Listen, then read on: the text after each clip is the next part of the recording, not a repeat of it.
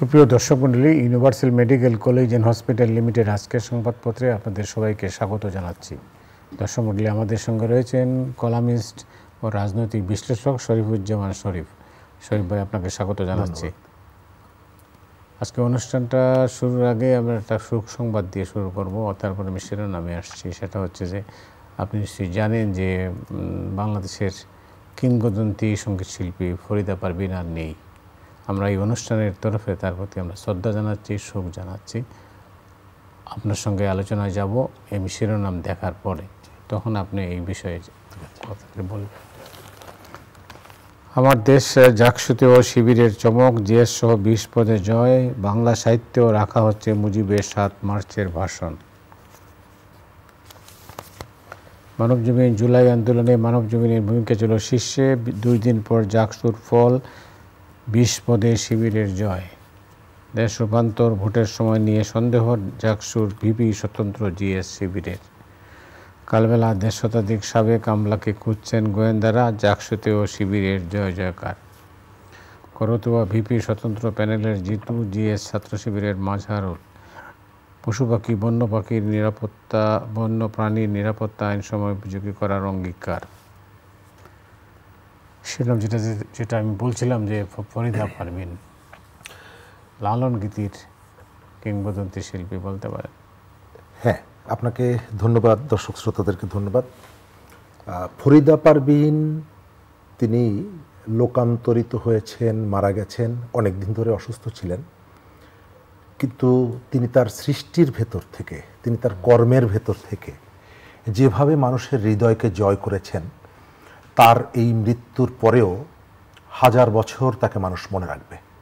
একেবারে প্রান্তিক জীবন থেকে উঠে এসে, একটা ঘেরাটোপের সমাজ থেকে উঠে এসে তিনি যেভাবে নিজেকে আমাদের সামনে তুলে ধরেছেন সঙ্গীতের ভেতর থেকে, তাকে আমাদেরকে স্মরণ রাখতে হবে। বিশেষ করে লালন সঙ্গীতটাকে তিনি যেভাবে জনপ্রিয় করেছেন এবং লালনের আধ্যাত্মিকতা, তার বাণী মানুষের হৃদয়ে যেভাবে পৌঁছে দিয়েছেন, শুধুমাত্র বাংলা ভাষাভাষীদের জন্য না, সারা পৃথিবীতে সঙ্গীত পিপাসু, সঙ্গীত প্রিয় মানুষের কাছে তিনি যেভাবে লালন সঙ্গীতকে জনপ্রিয় করেছেন, তিনি তার সৃষ্টির ভেতর থেকে, কর্মের ভেতর থেকে দীর্ঘ সময়, অসংখ্য সময় তিনি বেঁচে থাকবেন। তার স্মৃতির প্রতি শ্রদ্ধা জানাই, পরিবারের প্রতি সমবেদনা জানাই এবং আমরা তাকে বিনম্র চিত্তে শ্রদ্ধা জ্ঞাপন করি। অনেক অনেক ধন্যবাদ আপনাকে। নির্বাচন, রাজনীতি, সংসদ, এই অনেকগুলো ঘটনা এর মধ্যে আসছে। আপনি জানেন ডাকসু গেল, তারপরে জাকসুও গেল, তো দুটোর ফলাফল আপনি নিশ্চয়ই জানেন। এর মানে রাজনৈতিক দিকগুলো কী কী? ধন্যবাদ। প্রভাব কী? প্রথমত, এই সময়কালে আপনি গণতান্ত্রিক বিধি ব্যবস্থা অথবা গণতন্ত্রের উত্তরণের পথে যত আলোচনা করবেন, প্রত্যেকটা আলোচনা আপনাকে শুরু করতে হবে অথবা আলোচনার একটা জায়গা গুরুত্ব দিতে হবে 24-এর গণ অভ্যুত্থান। যে গণ অভ্যুত্থানের ভেতর থেকে আমাদের একটা আকাঙ্ক্ষার বাস্তবায়ন ঘটেছিল। আমাদের আকাঙ্ক্ষাটা কি ছিল? আকাঙ্ক্ষার জায়গাটা ছিল যে আমরা একটা জবাবদিহিমূলক রাজনৈতিক ব্যবস্থা, রাজনৈতিক সংস্কৃতি, সরকার, শাসন ব্যবস্থা চাই। আমাদের শেখ হাসিনার সঙ্গে কারোরই ব্যক্তিগত কোনো বিরোধ ছিল না, সম্পত্তি নিয়েও কোনো বিরোধ ছিল না। তার সাথে আমাদের বিরোধের জায়গাটা কি ছিল? তিনি একটা নিয়ন্ত্রিত নির্বাচন ব্যবস্থার ভেতর থেকে নির্বাচনের ফলাফল সবসময় নিজেদের অনুকূলে রাখার চেষ্টা করতেন এবং এই কাজটা করতে গিয়ে রাষ্ট্রের আইন শৃঙ্খলা বাহিনী, তার দলীয় মাস্তান ক্যাডার, অর্থ ব্যবস্থা, সব কিছুকেই তিনি ব্যবহার করেছেন। এমনকি সংস্কৃতি, এমনকি তার অনুগত বুদ্ধিজীবী, প্রত্যেকটা বিষয়কে ব্যবহার করেছেন। চূড়ান্ত লক্ষ্যটা ছিল ক্ষমতাটা যেন তার হাতে থাকে এবং এই কাজটি করতে গিয়ে তিনি বাংলাদেশের নির্বাচন ব্যবস্থাটাকে একেবারে শেষ করে ফেলেছেন। বাংলাদেশের নির্বাচন ব্যবস্থা 90 সালের পরে নতুন যে পথে যাত্রা শুরু করেছিল, কিছু কিছু জায়গায় আমরা কতগুলো ব্যত্যয় দেখেছি, কিন্তু চূড়ান্তভাবে এই ব্যবস্থাটা ধ্বংস হয়ে গিয়েছিল তার গত 1.5 দশকে। তো এই 1.5 দশকে ধ্বংস করার জাতীয় নির্বাচন ব্যবস্থার পাশাপাশি আমাদের পেশাজীবী যে সংগঠনগুলো ছিল, আপনি খেয়াল করবেন যে একসময় জাতীয় প্রেস ক্লাবের নির্বাচন ধরে একটা উৎসবের আমেজ ছড়িয়ে পড়তো পেশাজীবীদের মধ্যে। আইনজীবী সমিতির নির্বাচন ঘিরে পেশাজীবীদের মধ্যে একটা উৎসবের আমেজ ছড়িয়ে পড়তো। রিহ্যাবের নির্বাচন, বিএমের নির্বাচন, সেই নির্বাচনগুলোকেও কিন্তু একেবারে কুক্ষিগত করে ফেলা হয়েছিল। ফলে নির্বাচন যে আমাদের সমাজের একটা উৎসব ছিল এক সময়, এবং সর্ববৃহৎ সামাজিক উৎসব ছিল এটা। নির্বাচন ধরে শ্বশুর বাড়ির থেকে মেয়েরা বাপের বাড়ি আসছে, গ্রামে একটা উৎসবের আমেজ, চা বানানো হচ্ছে, মুড়ি ভাজা হচ্ছে, একেবারে গ্রামের বাড়িগুলোতে গম গম করছে পরিবেশ। সেই উৎসবটা ছিল না। এরশাদের সময় যে হোন্ডা এবং গুন্ডার নির্বাচন, সেই নির্বাচনটা চলে গেল আমি ডামির নির্বাচন, রাতের নির্বাচন, ভোটের আগের দিনের নির্বাচন। তো এই জায়গার থেকে নির্বাচন ব্যবস্থাটাকে বের করে নিয়ে আসার একটা দীর্ঘমেয়াদী লক্ষ্য নিয়ে গণ অভ্যুত্থানটা হয়েছিল। আমরা এই যে ছাত্র সংসদ নির্বাচন, আমি এর আগে নির্বাচন ধরে যতগুলো জায়গায় কথা বলেছি, আমি সব জায়গায় মনে করেছি, বলেছি ছাত্ররা যেহেতু গণ অভ্যুত্থানের একেবারে ফ্রন্ট লাইনের যোদ্ধা ছিলেন, জীবন উৎসর্গ করেছেন, লড়াই করেছেন, জীবন বাজি রেখে এসেছেন, সুতরাং তাদের নির্বাচনটা তারা তাদের প্রতিনিধি নির্বাচন করুক, তারা তাদের পছন্দ মতন জায়গাগুলোতে ভোট দিক। কিন্তু এর ভেতর থেকে আমরা যেমন জাতীয় নির্বাচনের মাধ্যমে একটা গণতান্ত্রিক ব্যবস্থার দিকে, একটা সাস্টেনেবল দেশের দিকে আমরা এগিয়ে যাই। কিন্তু এখানে এসে যেটা দেখলাম, গত কয়েকদিন ধরে যে আলোচনাগুলো আসছে, তাতে 15 বছরের যে শেখ হাসিনাকে আমরা দেখেছি, নির্বাচনটা আমার মতো করে হবে, আমি কোনো পরাজয় বরণ করব না, এই জায়গাটায় আমি ছোট ছোট হাসিনাকে দেখতে পাচ্ছি। একদিকে 15 বছরের শেখ হাসিনার বিপরীতে এত বড় একটা গণ অভ্যুত্থানের পরে 1 বছর বয়সী হাসিনাকে দেখতে পাচ্ছি, যেটা বিশ্ববিদ্যালয়ের নির্বাচনের যে অতীতের যে কালচারটা ছিল, কতগুলো জায়গায় পরিবর্তন এসেছে।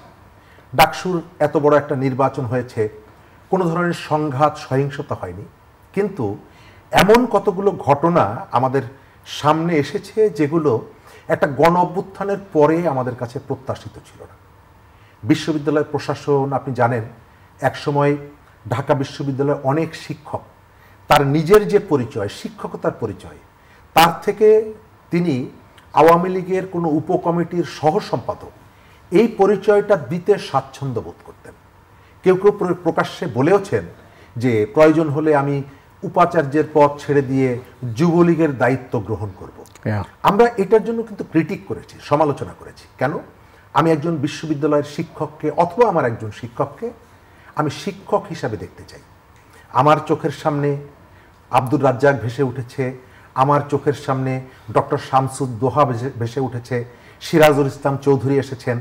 তো আমরা এখন যে শিক্ষক যারা আছেন, সেই শিক্ষকদের মধ্যে আমি একজন জামাল উদ্দিনকে খুঁজিনি, যিনি বলেছিলেন যে সংসদ নির্বাচনের দরকার নেই, এটিকে সংসদের ভেতর থেকে 5 বছরের জায়গায় 10 বছর করে ফেলা যায়। আমি এখন এসে গণ অভ্যুত্থানের 1 বছর পরে আমার সেই শ্রদ্ধেয় শিক্ষকদের বিরুদ্ধে যখন অভিযোগ আসে যে তারা কোনো একটা নির্দিষ্ট প্রার্থীর পক্ষে ভোট কারচুপির ক্ষেত্রে ভূমিকা রাখছে, তখন আমি নিজের কাছে প্রশ্ন করি যে তাহলে এই গণ অভ্যুত্থানে এত প্রাণ বিসর্জনের পর, এত আত্মত্যাগের পর আমাদের অর্জনটা কি, আমরা কত দূর এগোলাম? ছাত্রদের নির্বাচন হবে, ছাত্ররা সেখানে তাদের ভোটটা দিবে, কিন্তু সেই নির্বাচন ঘিরে কেন বিশ্ববিদ্যালয়ের চারিপাশে রাতের বেলায় রাজনৈতিক নেতারা বিরাট বহর নিয়ে অপেক্ষা করবে? তাহলে আমরা ওই যে শাসনটার কথা বললাম, যে শাসনটাকে আমরা চ্যালেঞ্জ জানিয়েছিলাম গত জুলাই মাসে, সেই শাসনটাকে আমি আবার পুনর্বার কি ফিরে আসছে? একটা অভ্যুত্থান, একটা বিপ্লব মানেই হলো আপনি নতুন কিছু নির্মাণ করবেন। একটা বিপ্লব মানে হলো, একটা অভ্যুত্থানের অর্থ হচ্ছে। কেমন ছিল নির্বাচন? নির্বাচনটাকে ঘিরে আপনি বাইরে যে ধরনের উৎসব মুখরতা ছিল, প্রার্থীদের মধ্যে সৌহার্দ্য ছিল, কিন্তু তারপরে যে ব্যাপারগুলো দেখা গেল, বিশ্ববিদ্যালয়ের কর্মচারী তিনি নিজেই স্বীকার করছেন তিনি আগে ভোট দিয়ে সেটি বাক্স ভরে রেখেছেন। প্রার্থীরা স্বীকার করছেন শিক্ষকদের কেউ কেউ কোনো কোনো প্রার্থীর পক্ষে অবস্থান নিয়েছেন। আপনি ঢাকা বিশ্ববিদ্যালয়ের ছাত্রদের নির্বাচন, আপনার 1300 অথবা 1700 গণমাধ্যম কর্মী হিসাবে আপনি আইডি কার্ড দিলেন, তারা ক্যাম্পাসের ভিতরে ঘুরে বেড়াচ্ছে। ক্যাম্পাসে প্রশাসনের পক্ষ থেকে এর আগে কতগুলো পদক্ষেপ মনে হয়েছে যে তারা একটা নির্দিষ্ট কোনো মতাদর্শের প্রতি প্রশাসনের একটা বিশেষ দুর্বলতা আছে, যে অভিযোগগুলো নির্বাচনের ভেতরে এসেছে। এটা সত্য মিথ্যার থেকে গুরুত্বপূর্ণ হলো একটা অভ্যুত্থানের পরে এই যে শিক্ষকদেরকে আমরা দেখেছিলাম, আমাদের সমন্বয়কদেরকে ডিবি অফিসে নিয়ে যাওয়ার পর আপনার মনে আছে বেইলি রোডে বিনিদ্র রজনী দাঁড়িয়েছিলেন আমাদের শিক্ষকরা।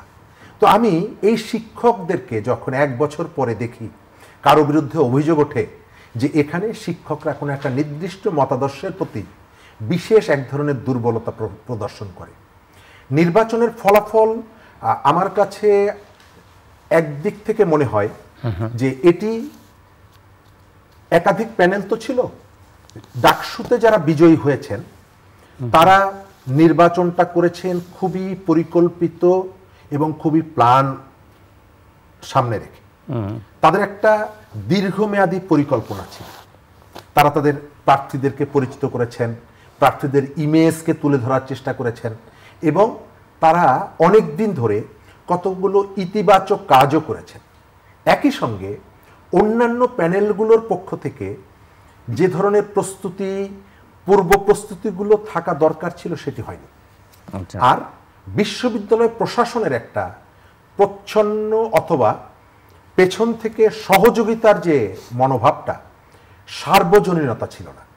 তারা চেষ্টা করেছেন, তাদের ভেতরে এক ধরনের মনোভাব ছিল যে নির্দিষ্ট যারা বিজয়ী হয়েছেন তারা যেন বিজয়ী হন।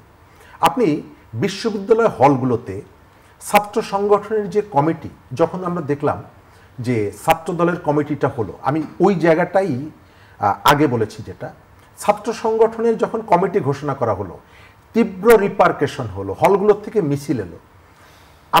আমি ঢাকা বিশ্ববিদ্যালয়ের রাজনীতির সাথে প্রায় 1 যুগের বেশি সময় ধরে যুক্ত ছিলাম। অনেক ধরনের আন্দোলন সংগ্রামের সাথে আমার একেবারে প্রত্যক্ষ সংযোগ অথবা অভিজ্ঞতা আছে। মিছিল করে এসে উপাচার্যের বাড়ির সামনে অনেক গুরুত্বপূর্ণ বিষয় নিয়ে এসে কথা বলার পর উপাচার্য আমাদের কাছ থেকে সময় নিয়েছেন, বলেছেন আমাকে সিন্ডিকেটের কাছে জিজ্ঞেস করতে হবে। কিন্তু বিশ্ববিদ্যালয়ের ছাত্র রাজনীতি যখন উপাচার্যের বাড়ির সামনে এলো, তাৎক্ষণিকভাবে আমরা জেনে ফেললাম যে এখানে কোনো সংগঠনের কার্যক্রম আপনি পরিচালিত করতে পারবেন না।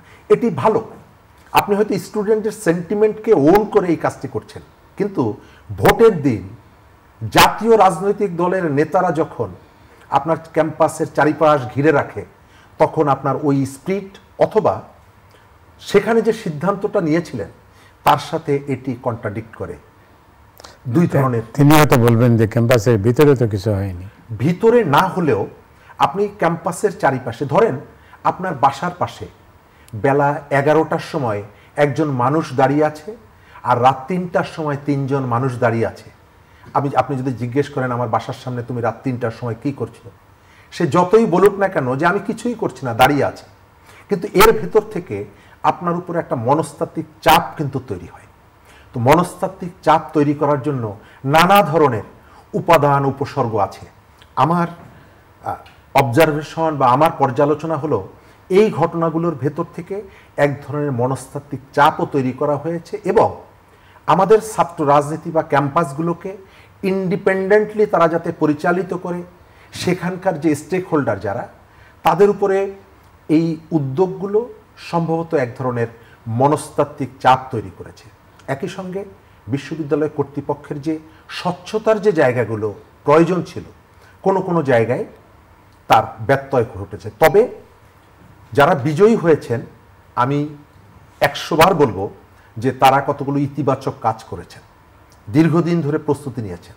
আর এই যে ভোটের ফলাফলে জাতীয় রাজনীতির একটা প্রভাব পড়েছে। যে শিক্ষার্থীটা এই নির্বাচনে ভোট দিয়েছেন অথবা প্রার্থী হয়েছেন, তাদের প্রত্যেকেই কিন্তু গত গণ অভ্যুত্থানের একজন সোলজার। তারা একটা ইতিবাচক পরিবর্তনের লক্ষ্য নিয়ে গণ অভ্যুত্থানে অংশগ্রহণ করেছিলেন। কিন্তু তিনি যখন তার বাড়িতে গেছেন গত 1 বছরে, তিনি গিয়ে যখন শুনেছেন তার চাচার গরুটা কেউ নিয়ে ৩,০০০ টাকার বিনিময়ে গরুটাকে ছাড়িয়ে আনতে হয়েছে। তিনি যখন শুনেছেন তার মামার দোকানটা কেউ দখল করেছে, তিনি যখন শুনেছেন তার কোনো একজন সহপাঠীর বাবার শিল্প বা ব্যবসা বাণিজ্য প্রতিষ্ঠানে কেউ এসে চাঁদা নিয়েছেন, তার একটা অনিবার্য পরিণতি, অনিবার্য প্রভাব পড়েছে ভোটে। আপনাকে খেয়াল রাখতে হবে, ঢাকা বিশ্ববিদ্যালয়ের শিক্ষার্থীদের ১৪-১৫ হাজার শিক্ষার্থী সবাই শিবির হয়ে গেছে, আমি এটি মনে করি না। কিন্তু তাদের কেউ কেউ নানা কারণে, নানা বাস্তবতায়, কখনো কখনো আপনি যে প্রত্যাশাটা করেছিলেন, যে ইকুয়েশনটা ছিল ভোট নিয়ে, তার যথার্থ প্রতিফলনটা এখানে হয়নি। ওই কারণে যে সারা দেশের যে সুশাসনের যে অভাবটা ছিল গত ১ বছরে শিক্ষার্থীদের ভোটাধিকার প্রয়োগের ক্ষেত্রে, তার একটা রিফ্লেকশন আমি এই নির্বাচনের ভেতর থেকে দেখছি। জাহাঙ্গীরনগর বিশ্ববিদ্যালয়ে কি হলো? জাহাঙ্গীরনগর বিশ্ববিদ্যালয় কর্তৃপক্ষ যে ব্যর্থতার পরিচয় দিয়েছে, একটা বিশ্ববিদ্যালয় তার যে মিনিমাম যে ক্যাপাসিটিটা আছে, আমার ধারণা তারা যদি সেটিকে ব্যবহার করতেন, সম্ভবত তাদের একটা ধারণা ছিল যে নির্বাচনটা শেষ পর্যন্ত করতে হবে না। নির্বাচনের ভেতর থেকে যে উপসর্গগুলো দেখা গেল, এবং এটি আগামী জাতীয় নির্বাচনে উদাহরণ হয়ে থাকবে যে নির্বাচনটা কিভাবে ম্যানিপুলেট করা যায়। আপনি আগামী নির্বাচনটা আপনার জন্য কিন্তু একটা বড় চ্যালেঞ্জ। এই কারণে যে পরিবর্তনটা এসেছে তার মূল অবজেক্টিভটা ছিল একটা গ্রহণযোগ্য নির্বাচনের পরিবেশের জন্য। তো এইখানে এসে আপনি একটা বিশ্ববিদ্যালয়ের নির্বাচনটা যথার্থভাবে করতে পারলেন না। বিশ্ববিদ্যালয়ের প্রশাসনের যারা ভোটের সাথে যুক্ত, তারা এসে রাজ সাক্ষী হয়ে বলছেন যে অমুক আমাকে 10% ভোট কেটে রাখার জন্য আগে বলেছেন। কিন্তু এখন পর্যন্ত বিশ্ববিদ্যালয় কর্তৃপক্ষের পক্ষ থেকে এই বিষয়গুলো পাল্টা বক্তব্য ছাড়া বিশ্ববিদ্যালয় কর্তৃপক্ষের পক্ষ থেকে স্পষ্ট বক্তব্য আসেনি যে এই অভিযোগগুলো আমরা তদন্ত করব। ইতিমধ্যেই অনেকগুলো সংগঠন, প্যানেল তারা নির্বাচন বয়কট করেছে। ফলে এই নির্বাচনটা যে ধরনের উৎসবমুখর পরিবেশে অনুষ্ঠিত হওয়ার কথা ছিল, এবং নির্বাচনের ভেতর থেকে যে নির্বাচিত ছাত্ররা একেবারে পুরো জাহাঙ্গীরনগর বিশ্ববিদ্যালয় পরিবারের প্রতিনিধি হওয়ার কথা ছিল, সম্ভবত সেখান থেকে পুরোপুরি ওই বিশ্ববিদ্যালয়ের প্রতিনিধি হতে পারলেন না। মানে রেজাল্ট প্রকাশিত দেখা যাচ্ছে 3 দিন লেগেছে।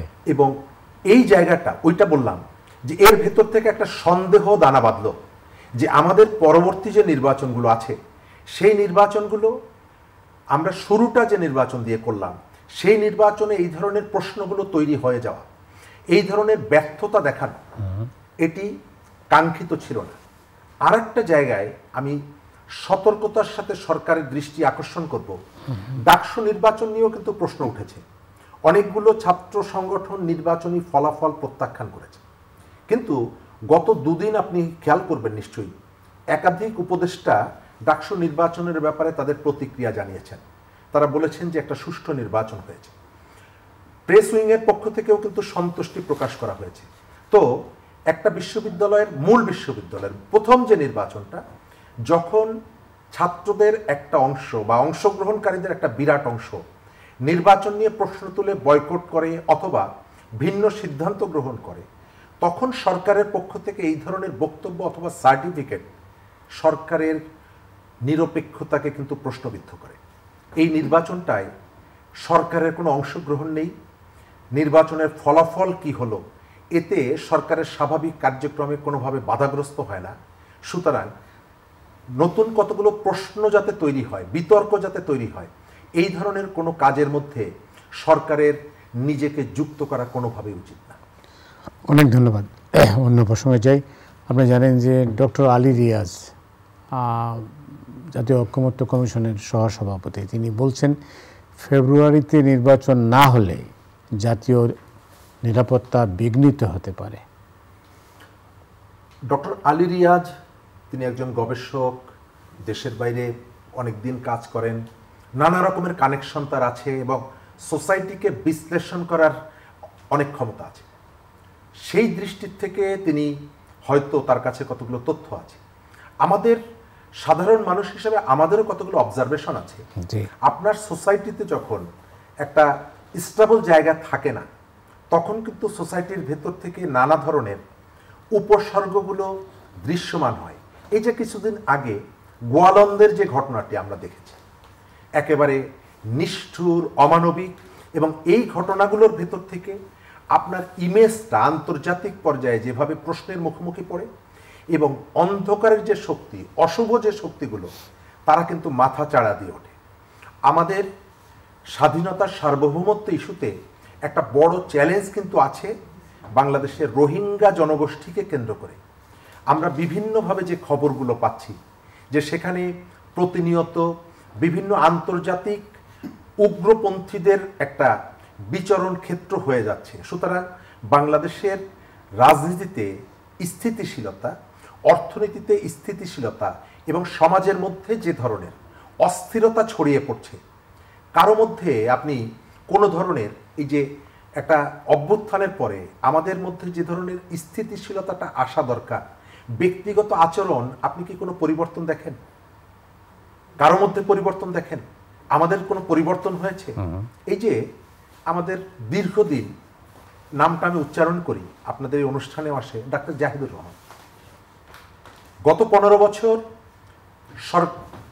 বছরের সরকারের বিরুদ্ধে, গণতন্ত্রের পক্ষে, আইনের শাসনের পক্ষে জাহিদের কণ্ঠস্বর আমরা কিন্তু জানি। অনেক সাহসী বক্তব্য দিয়েছেন। আজকে সকাল থেকে দেখছি জাহিদ নিজেই নিজের জীবনের বিপন্নতার কথা তুলে ধরছেন। কেন? তিনি তার কথা তিনি বলেছেন, সঙ্গে সঙ্গে তাকে আপনি নাস্তিক, মুরতাদ আখ্যা দিয়ে তার জীবনটাকে আপনি বিপন্ন করে তুলেছেন। তো এই যে ঘটনাগুলো অহরহ ঘটছে, কারা করছে? যারা এই গণঅভ্যুত্থানে যারা ছিলেন। আপনি ঐক্যমত্যের কাউন্সিল করছেন, সেখানে সবাইকে ডেকে কথা বলছেন। কি বলছেন? যে আমরা একটা গণতান্ত্রিক সমাজ নির্মাণ করব, আমরা একটা সহনশীল সমাজ নির্মাণ করব, আমরা একটা জনগণের শাসন বা সরকার ব্যবস্থা কায়েম করব। কিন্তু বেরিয়ে এসে আপনি বিশ্ববিদ্যালয়ের নির্বাচনকে প্রভাবিত করার চেষ্টা করছেন। বেরিয়ে এসে আপনার সাথে কারো দ্বিমত হলে আপনি তাকে কোনো একটা ট্যাগ দিয়ে, আমাদের এখানে প্রায় শোনা যায় যে ট্যাগের রাজনীতি থেকে আমাদেরকে বেরিয়ে আসতে হবে। তাহলে একজন মানুষের সাথে আপনার যখন মতের অমিল হচ্ছে, তাকে নাস্তিক আখ্যা দিয়ে, তাকে ধর্মদ্রোহী আখ্যা দিয়ে তার জীবনকে যে বিপন্ন করে তুলছেন, এটা কি ট্যাগের রাজনীতি না? আপনি এখানে বয়ানটা, বক্তব্যটা নিজের মতো করে তৈরি করছেন। আগের সরকার হলে হয়তো ভিন্ন মত যারা পোষণ করতো ধরে নিয়ে গুম করে ফেলতো, আয়না ঘরে নিয়ে রাখতো, আপনি তার সমালোচনাটা করছেন। কিন্তু এখানে এখন আপনার হাতে যে ক্ষমতাটা আছে, সেই ক্ষমতাটা প্রয়োগ করে একজনের জীবনকে বিপন্ন করে তুলছেন। আমি প্রথম যেটা শুরু করেছিলাম সেটাই এখানে কনক্লুশন করতে চাই, যে 15 বছরের শেখ হাসিনাকে আমি গত 1 বছর আমাদের রাজনৈতিক দলগুলোর, আমাদের সরকারের শাসন কার্য পরিচালনায় আমি ছোট ছোট 1 বছর মেয়াদ বয়সের অনেকগুলো শেখ হাসিনাকে দেখতে পাচ্ছি। শরীফ ভাই, অনেক অনেক ধন্যবাদ আপনাকে। দর্শক মণ্ডলী, আজ এ পর্যন্তই। আপনারা সবাই ভালো থাকুন। শুভরাত্রি।